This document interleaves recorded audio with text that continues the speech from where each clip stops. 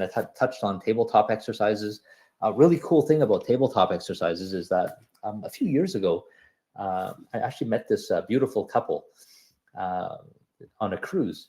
And they were elderly couple. They were in their late 70s by the time I met them. And the gentleman was actually a junior engineer during the Apollo missions at NASA. And he was telling us how the engineering group on Fridays would always go for beers at the end of the workday. But before they did that, they would always spend an hour or two going through tabletop exercises. So they would run through all of these different scenarios where like different things would go wrong, and they would walk through to determine how they would actually react and deal with different problems as they were encountered. And I started asking questions, of course, about Apollo 13, and I said, like, how accurate is what happened with Apollo 13? And he said it was actually like the movie was actually very, very situationally accurate. And but he shared a really neat thing with me about tabletop exercises. He said, you know what?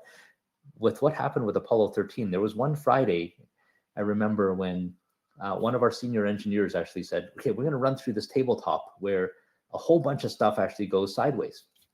And he said that, okay, we're going to have an issue with the oxygen supply. We're going to have an issue with this other thing, and we're going to have another issue with this.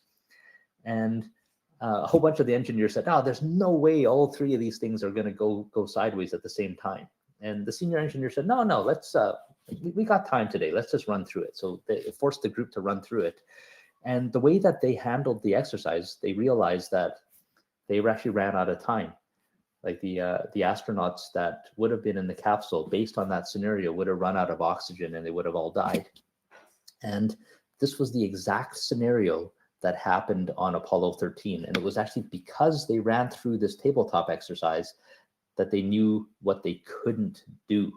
So when that scenario came up, they realized they had to find another solution. And that's actually how they actually came up with a solution that allowed the astronauts to survive. So this kind of just shows the importance of a tabletop exercise in not just determining what to do, but also what not to do in a critical scenario, right?